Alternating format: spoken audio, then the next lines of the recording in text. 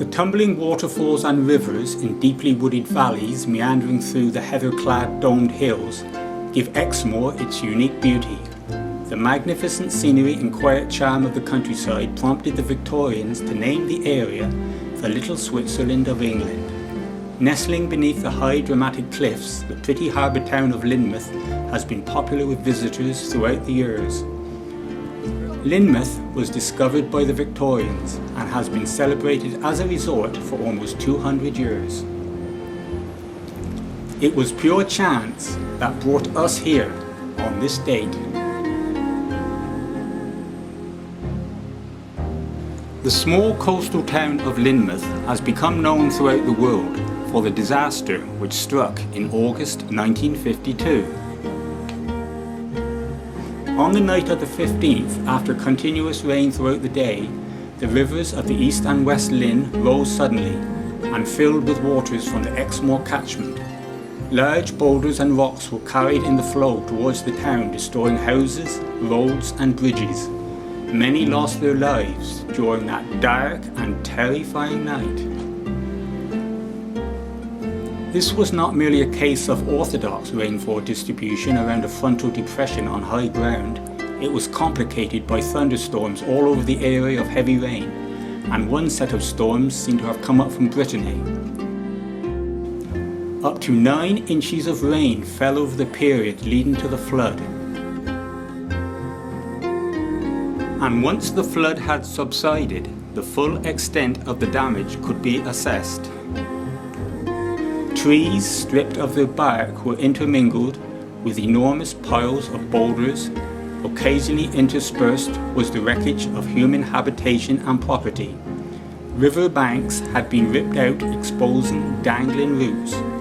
Walls and hedges were left with gaps torn through. Potholes had been gouged out of the ground, leaving bewildered trout swimming in them. It is rare that both the East and West Lynn peak at the same point, for the West Lynn rises first if the rains come in from the southwest, hitting Chelcombe Common. Reversibly, with the East Lynn rising first with an easterly or southeasterly wind direction. But on the night of the 15th, both the rivers peaked together, causing competition for the limited space at the confluence of the two rivers. The damage and loss of life was at the time the subject of the press, television and radio, for which the national impact from such a tragic occurrence aroused extraordinary interest. In his article, Unparalleled Scene of Destruction, A.J. Butcher wrote in the Western Morning News the following Monday, "Superlatives are too puny to describe the calamity which has befallen Lynmouth and Barabrook. Deaths on a wartime scale, destruction at Barabrook, worse than in the heaviest splits, hundreds of residents and visitors personally ruined and destitute.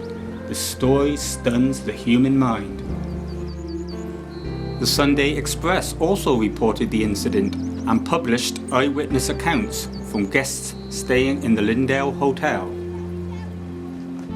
Mr. H.L. Watson of Catford, who was staying in the hotel with his wife and family, said, "From 7 o'clock last night the waters rose rapidly, and at 9 o'clock it was just like an avalanche coming through our hotel, bringing down boulders from the hills and breaking down walls, doors and windows.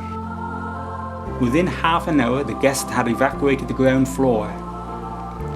In another 10 minutes the second floor was covered, and then we made for the top floor where we spent the night." Mr. Arthur Brooks of Shirley Croydon was also staying in the Lindale and reported, "We were looking out when we saw 3 people being washed out to sea. We managed to get hold of them and brought them through the window. By the morning, boulders were piled 20 foot high outside that window."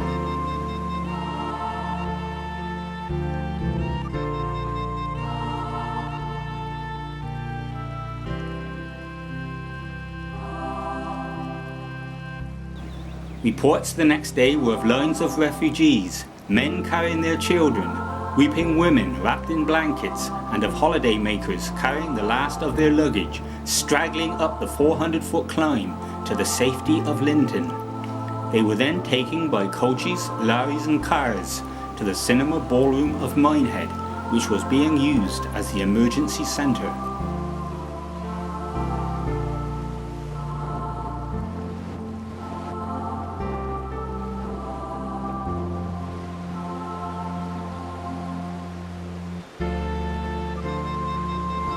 The water had gouged huge rocks and boulders, some weighing 15 tons, and carried them to the shore. Telegraph poles, motor cars had followed.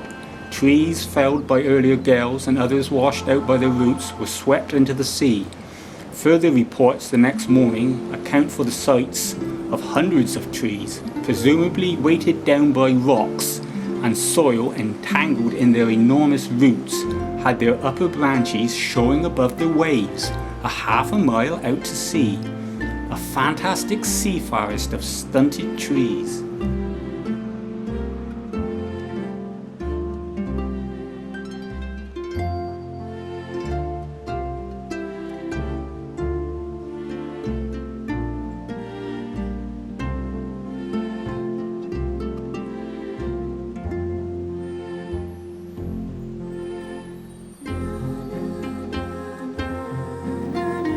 There were 34 dead, 38 houses and buildings destroyed, 55 more buildings damaged requiring demolition, 72 roads damaged, 110 bridges destroyed or damaged, 133 cars and motorcycles damaged or lost.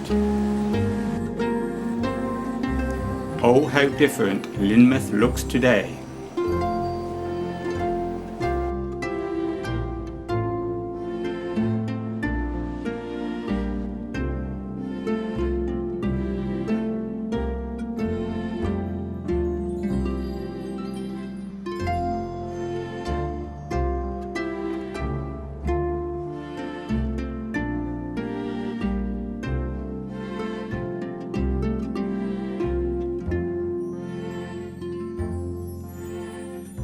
The local authorities immediately offered and gave their services.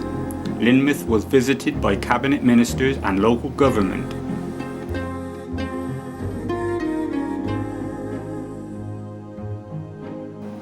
Lynmouth was reconstructed, hopefully never to see the like again.